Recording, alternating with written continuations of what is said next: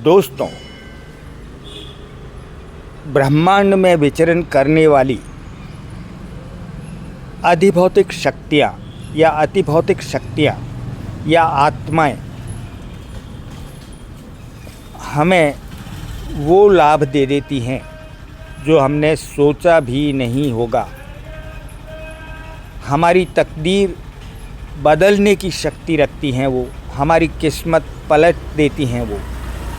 तो ये किस प्रकार होता है, कब होता है और क्यों होता है, आइए जानते हैं। नमस्कार दोस्तों, अधिभौतिक या अतिभौतिक यानी मानवोपरी शक्तियाँ, आत्माएं हमेशा पूरे ब्रह्मांड में, पूरे यूनिवर्स में, हर जगह, हर समय विचरण करती रहती हैं। यह एक सत्य है, यह एक तथ्य है और ये हमारे जीवन को भी प्रभावित करती हैं। अगर किसी भी तरह से, किसी भी वक्त इनका हमसे संपर्क स्थापित हो जाता है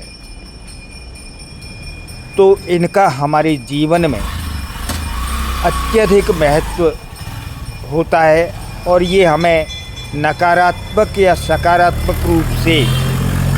पूर्णतया प्रभावित करती हैं।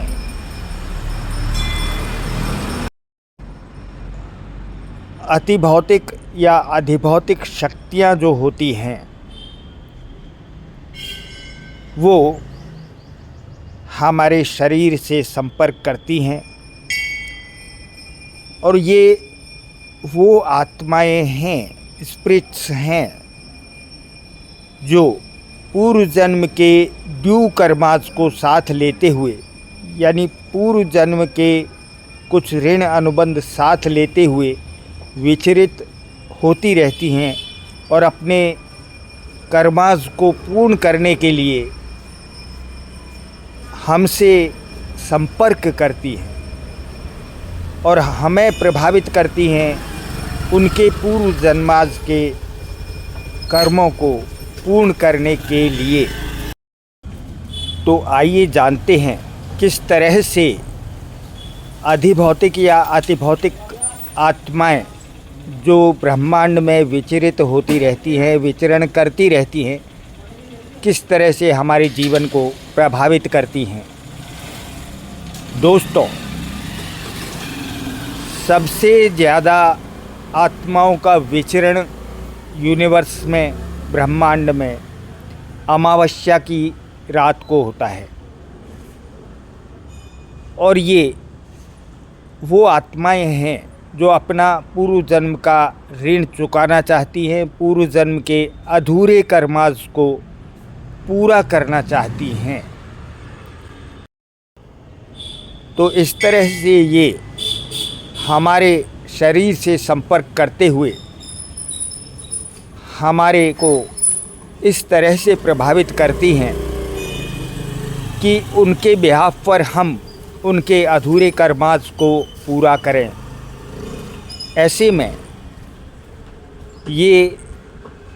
अगर हम इनके अनुसार कार्य करें तो बहुत कुछ अकल्पनीय लाभ भी दे जाती हैं और हमारी हर संभव सहायता भी करती हैं।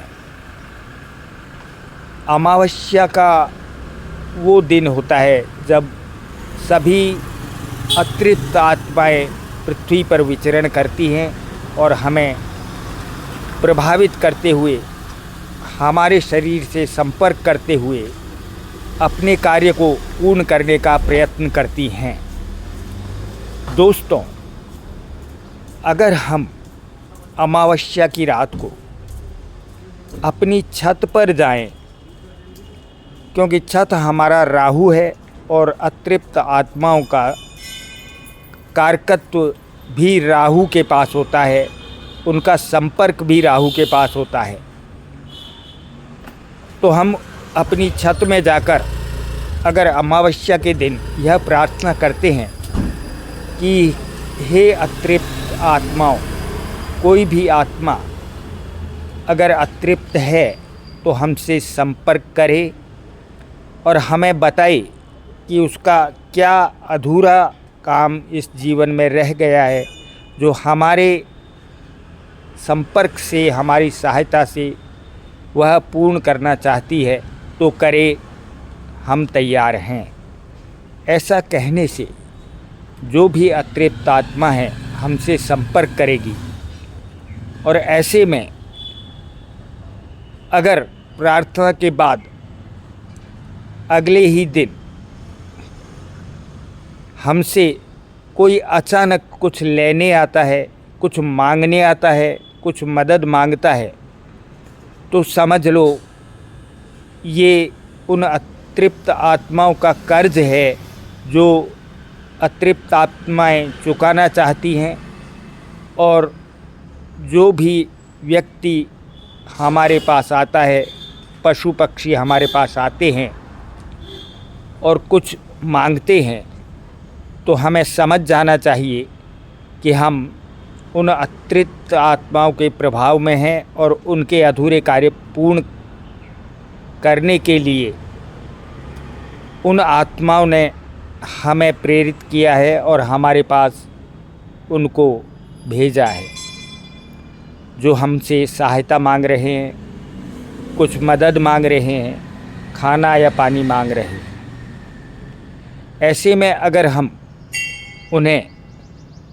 वह चीज़ दे देते हैं, मना नहीं करते,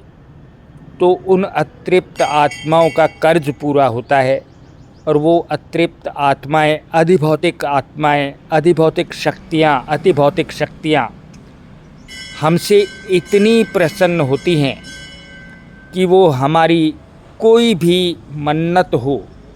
कोई भी इच्छा हो, उसकी अवश्यमेव पूर्ति करती हैं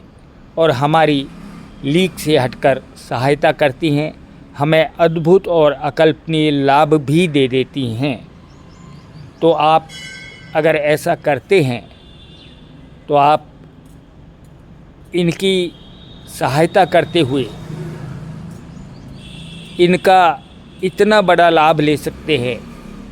जो आपने सोचा भी नहीं होगा, कल्पना भी नहीं की होगी। धन्यवाद।